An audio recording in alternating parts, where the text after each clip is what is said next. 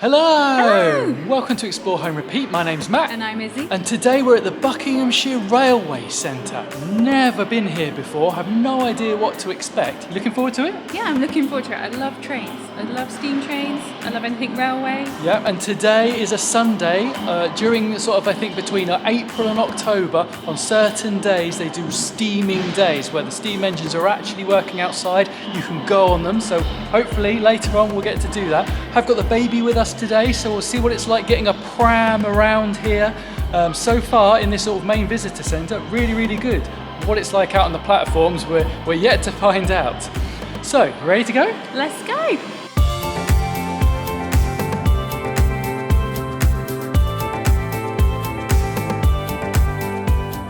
When you first walk in, this sort of entrance visitor centre is really impressive. All glass ceiling. There's trains actually in here. This carriage over on the left-hand side looks amazing. We've got this cafe, food, refreshments. We had a sausage roll. There's loads of sandwiches, breakfast items, things like that. There's loads here. You've got a shop on this side. Loos are in here as well, but it's so bright and airy. It all looks really nicely done. They've got this beautiful engine, Cornwall, built in 1847. It is absolutely stunning. It's immaculate as well.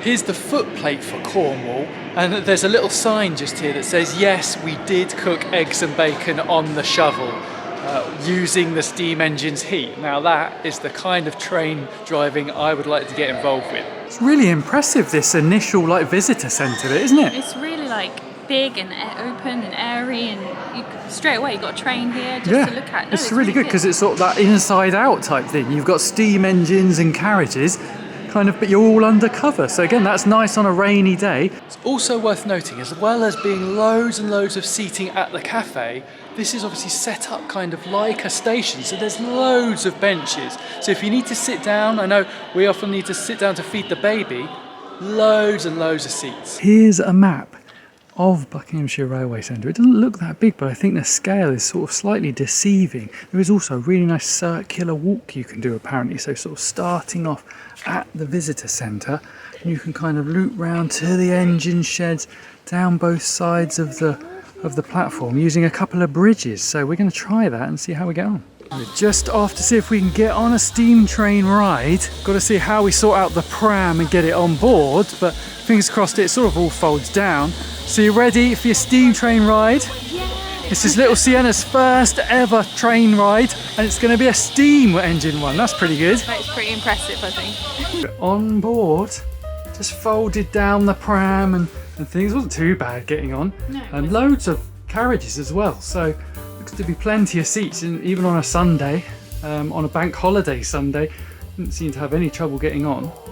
Sienna's first ever ride on a train, and on a steam train as well. I'm really chuffed with that. I'm really impressed with that, especially at 8 weeks old. Yeah, she won't remember it. Nope. But we did find out we could have just left the pram on the platform rather than folding out. That probably would have been easier because I think it's only a short trip. But we'll see. I don't know how much track they've got. No.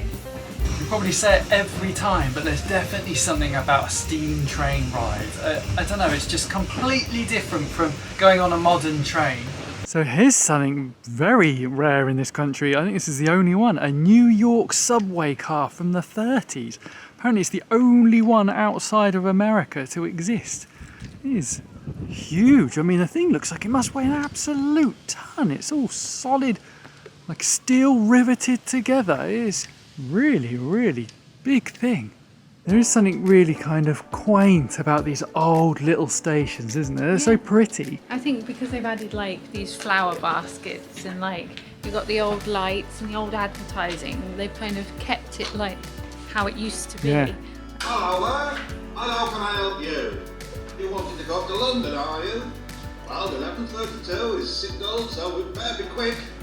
Just up on this, one of the two bridges, you can see the other one further down the track there. This is the lattice bridge, so this hasn't got accessible sort of access.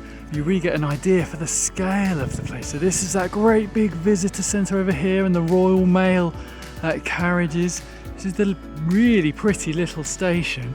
And over here they've got a big sort of engine shed and engine works. And this is really sort of busy. There's loads of stuff to see and do here. It is really good that you can do this little circular walk. If you have got a pram or you're in a wheelchair or whatever, then one of the bridges you can't really use because it is kind of stepped only. But the other larger bridge at the far end has got a lift and a ramp. So that kind of interrupts your circular walk a little bit, but really it's a great way to explore it. It means you don't miss anything either. Just walking over towards this kind of big engine shed and works yard, and there are just engines everywhere of all different types. Amazing. We're now entering the main museum area, and again this is all undercover, so on a rainy day it is perfect. It does seem like they are crying out for volunteers. There's loads of things you can volunteer to do. Reception, catering, all of that. But obviously what you really want to be doing is you want to be on the engine crew.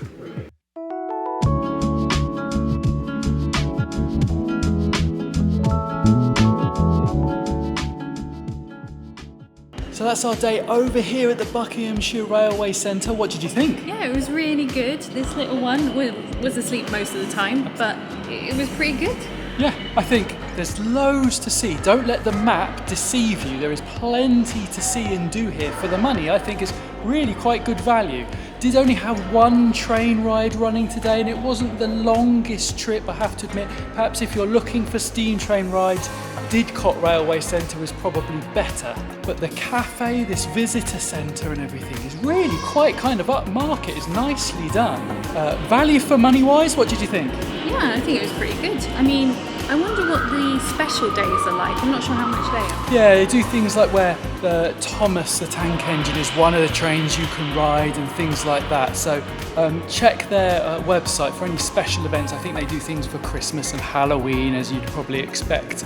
But generally, on a steam day like it is on most Sundays between April and October, I think it's definitely well worth the money.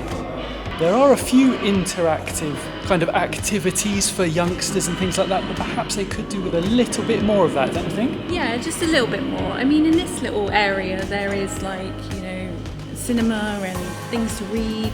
But I would say most of that is probably pointed a little bit more towards adults and kind of steam enthusiasts.